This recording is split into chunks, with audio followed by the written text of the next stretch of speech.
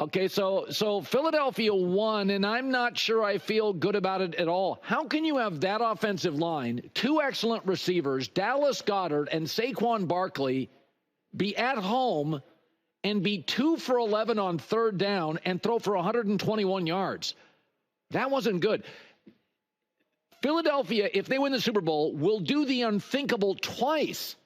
They'll win a Super Bowl with a coach we're not sure of, and a quarterback nobody really loves, a Super Bowl champion, and a trivia answer. They leave so much on the table. Saquon, Goddard, A.J. Brown, Hurts, O-line. 2 for 11 on third down.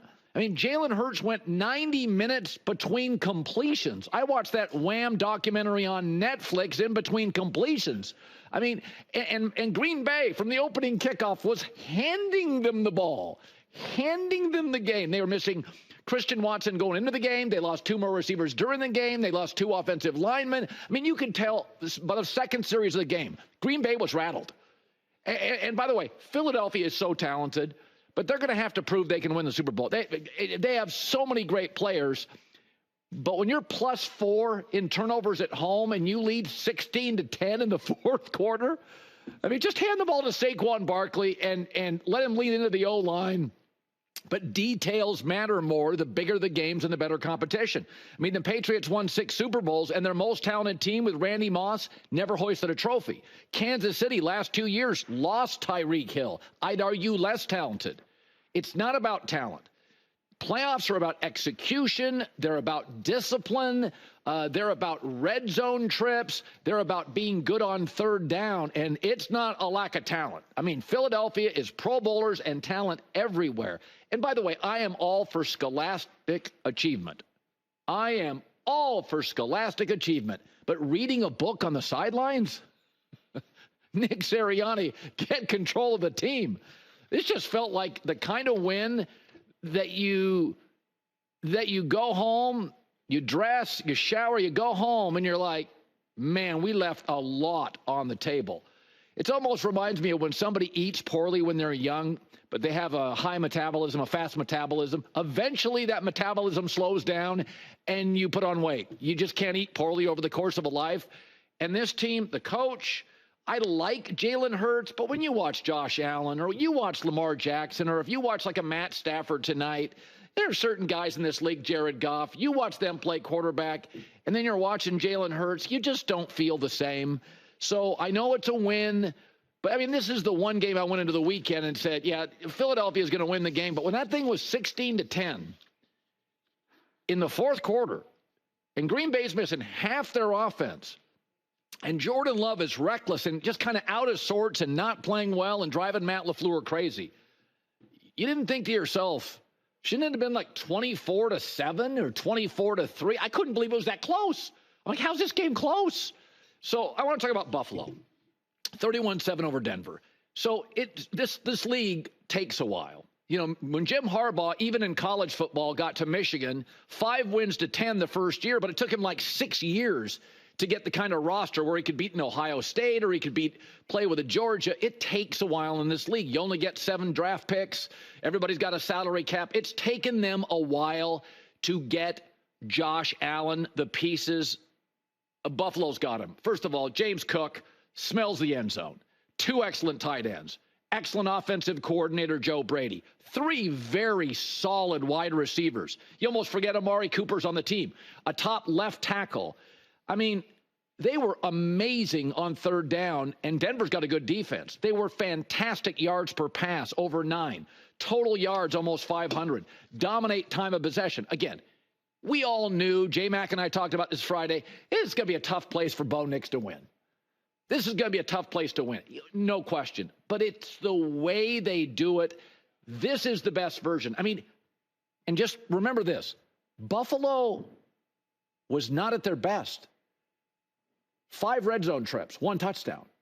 This was like they were missing their off-speed stuff. This wasn't the best version of Buffalo. And, you know, you start watching Detroit and Philadelphia's offense, and we all look at that and we all go, they don't have Superman at quarterback. This thing, I mean, even as good as Kansas City's defense is and as well coached as they are. You remember that game in Week 11, Buffalo, Kansas City? They dropped a 30 burger on Kansas City. And by the way, they did something that's never been done. There's so much diversity in their offense. With Superman at quarterback, 32 rushing touchdowns, 30 passing touchdowns. The quarterback runs. I don't know what the hole is in the offense. I don't know what it is. I can't find it. But, I mean, you noticed something this weekend. I was talking to the guys this morning as we were building the show, and I said, what did Jaden Daniels, Lamar Jackson, Josh Allen, kind of have in common? When you start watching the winning quarterbacks over the weekend, Jalen Hurts, movement really matters. Now, you can win if you're Brady or Jared Goff and you got the greatest coach or you got the greatest O-line and run game, but mobility matters. So you're talking about Buffalo's got 3 receivers I like, 2 tight ends I like, a star back, top 3 left tackle, excellent OC, and maybe the first or second best running quarterback in the league, and he's also got maybe the best arm in the league. So and by the way, both Kansas City and Buffalo lost a star receiver and with it a little drama and got better. I don't want to hear about how valuable star receivers are. I'm watching this league this weekend. You know what's valuable? Derrick Henry. That's Saquon Barkley, James Cook, Stephon Diggs, and Tyreek Hill. And by the way, we're super noisy, not demanding, but there was a little bit of drama in Buffalo. And like the Chiefs, they went, you know what? We're going to try this without drama. They're noticeably better. I've been saying this for years. For years and years, I said, the quarterback, the rush end, the run game, the O-line is the cake, and receivers are icing. And for a few years, I didn't believe that because of rule changes. And then J-Mac was like, you've heard of a housing bubble? This is a wide receiver bubble. This weekend, you know what this weekend was? Receivers are back to icing on the cake. That's what do you see what Houston did? Didn't have Tank Dell, didn't have Stephon Diggs. This running game with Josh Allen, you forget Amari Cooper's on the team. He's a really good B-plus wide receiver. I'll tell you what Buffalo is. They've become Kansas City without the trophies yet. Really solid ownership. Really solid ownership. Excellent GM. Better than average coach. Star quarterback. This team feels like they're going to get a trophy.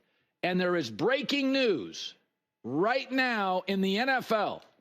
Put that red bar down. We have breaking news. Mike McCarthy is out as the Dallas Cowboys head coach. The sides could not agree on the length of the contract. And Mike McCarthy, and I think he's smart here, will pursue other options. In my opinion, the winner here is Mike McCarthy. This is not a talented roster. The one thing that eliminates winning a Super Bowl is not a rookie quarterback necessarily or a young quarterback. You don't even have to be great at quarterback, Nick Foles. You cannot pay a B quarterback A-plus money or you are out. And that's where Dallas is. And Mike McCarthy, for all the criticism, he won with Favre, he won with Aaron, he's won with Dak, he's won with Cooper Rush. Chicago Bears, Mike McCarthy, I'll go on record right now.